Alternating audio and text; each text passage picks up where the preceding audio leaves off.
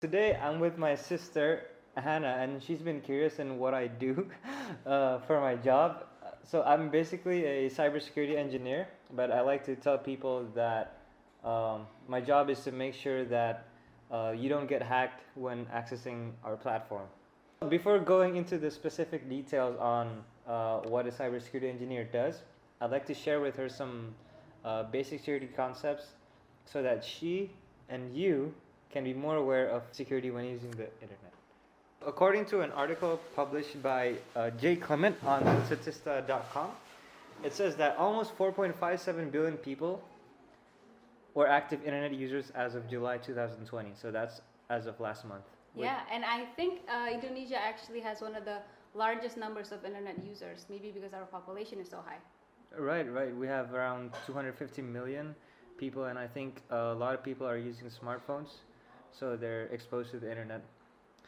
And what I like to point out is since everyone is exposed to the internet, they mostly use it to surf the web through their personal computers, laptops, or even their smartphones, right? Mm-hmm. And when accessing a website, the client, which is you or your computer, makes a HTTP connection to the web server, which stands for Hypertext Transfer Protocol, which is a protocol used for web servers to be able to render hyper images, which is like the audio, graphics, and those cool fonts that you see on websites. And for example, if you go to google.com, usually people don't type in www.google.com or https.google.com. Yeah, I don't think anybody does that anymore. You just type in the domain name. Right, even me, I just go to google.com and then it redirects me to https. But if you remember about like 10 to 15 years ago, this wasn't common. It was only HTTP instead of HTTPS. Do you know the difference between that? No, tell me. They're basically the same, but HTTPS is HTTP with an added security. That's what the S stands for, secure. Okay. So let me actually show you. If we go to google.com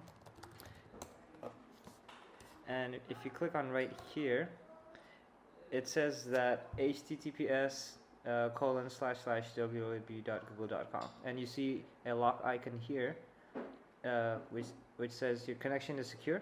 If you read through it, it says your information, for example, passwords or credit card numbers, is private when it is sent to this site. So what it basically means is that anything you send from your computer to that website is encrypted.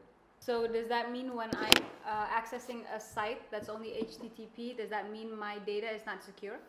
Yes, exactly. When sending any information to an HTTP site, nothing is encrypted and it's not secure. Okay, so what are the risks? The risk of that? Does that mean my credit card information or my login information could be hacked by someone? Yeah, well, there are many risks of using HTTP instead of HTTPS, especially when accessing something sensitive, like your financial information when going to a banking website that does not have HTTPS. Since the communication is not encrypted, any attacker in the same network can be able to read anything you send in plain text or unencrypted. Okay, so the attacker has to be in my same network. So does that mean I'm safe if I'm connected to my home Wi-Fi? Well, not really. So the route goes, so the information from your computer to the web server goes through multiple places before reaching the end goal. For example, from your computer, it goes to your home router. From the home router, it goes to the internet service provider, and then it goes somewhere else before actually reaching the server. So anyone in one of those stages can be able to see the information that you're trying to send. Can we check that? Is there a way for you to show me what kind of information, what kind of my information can be accessed if I'm using an HTTP? Sure. Let me show you. There are publicly available, easy to use tools to help an attacker do this. This is for educational purposes only. I do not promote anyone watching this, trying this on coffee shops or any place without legal consent. So there is an awesome tool called BetterCap. So what this does is it will try to trick your computer by telling it that my computer is the router, and it's tricking the router telling that my computer is your computer.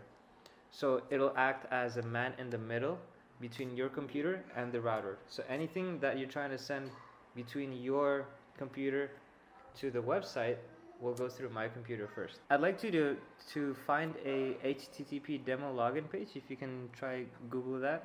Okay. So what I'm trying to show you, if you enter any personal information through HTTP, what would an attacker see? Okay. Yeah. So I can see right here that you're trying to access demo.t3framework.org, and then let me mute all the other. I'm gonna try to log in. Yeah. Using a random username and password, Mm-hmm. and see if you can read my password. Okay, let's try it. So over here, I see that you just try to make a post request to demo.t3framework.org, and the data you're trying to send is over here in the body of this payload, and it looks like it's base 64 encoded. We can try to decode that. Echo, and here it is. Username unicorn 234 and password pink yellow. Is that what you put in? Yes, that's what I typed. Pink yellow. Okay, so this is really easy to do for a hacker then. Yeah. That's what happens when you're trying to access HTTP websites. Imagine this 15 years ago, HTTPS wasn't that very common. So maybe or maybe not, a lot of people were exploiting this back then. Okay, so what about when I'm accessing a HTTPS website? Would you be able to see my login information if I did that? HTTPS is not vulnerable to this kind of attack, the man-in-the-middle attack, because it's safer in a way that it uses a certificate to validate the authenticity of the server, which in your case, your client was not validating if I was the server is trying to communicate with. That's why the connection went through. Okay, so how can a certificate make the connection secure? To get a valid SSL certificate, let's say you have a domain called unicorn.com. So you have to go to a trusted certificate authority, or a CA. Let's say that is company A, and you tell them that you have a company unicorn, you have a domain unicorn.com, and you want an SSL certificate for it.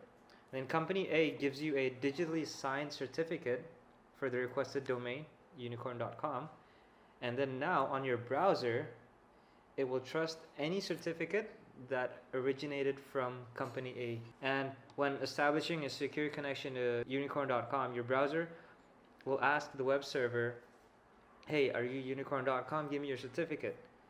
And then the web server responds with its certificate, and then your browser will check if this certificate is authentic or not, because it already trusts company A, and then it knows how to validate if the certificate is originating from company A or not.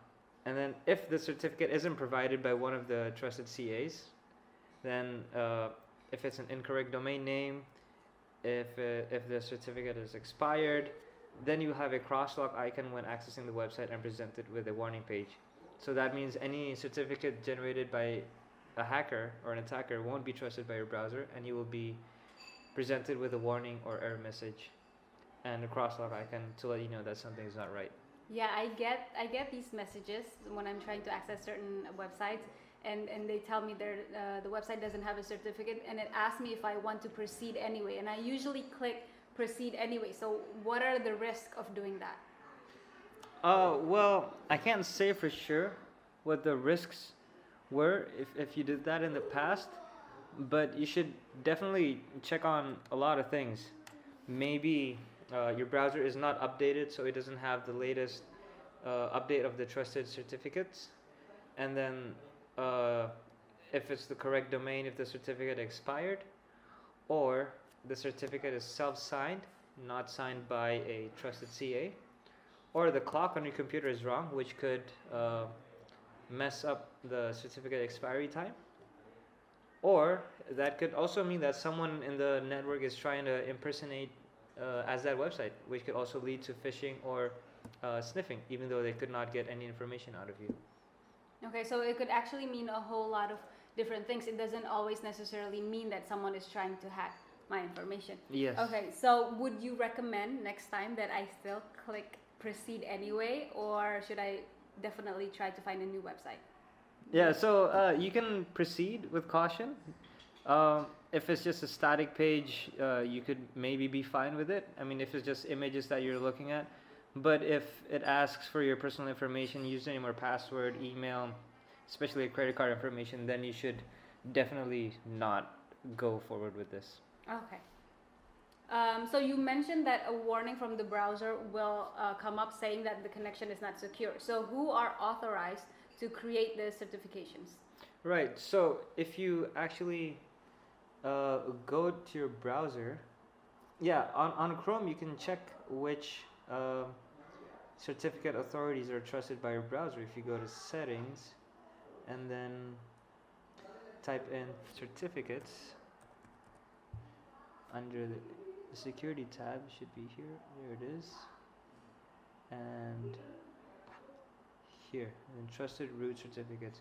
So all these issued by AAA and then AdTrust, these are trusted certificate authorities. So they can generate valid and trusted SSL certificates. If any of those companies look suspicious to you, then you should definitely try to look it up on Google or any search engine that you like to verify if it's actually a trusted CA or not. Okay, so I actually learned a lot today. So I know next Great. time that I should pay more attention on whether the websites I access is actually an HTTPS or just an HTTP, and make sure that if I am accessing an HTTP, that I don't give any type of personal information or login information or credit card information. Right. Yeah, and and if I am accessing a website that doesn't have security certification, then I should definitely proceed with caution. Right. Okay. That's right. Thank you. Sure. See you next time.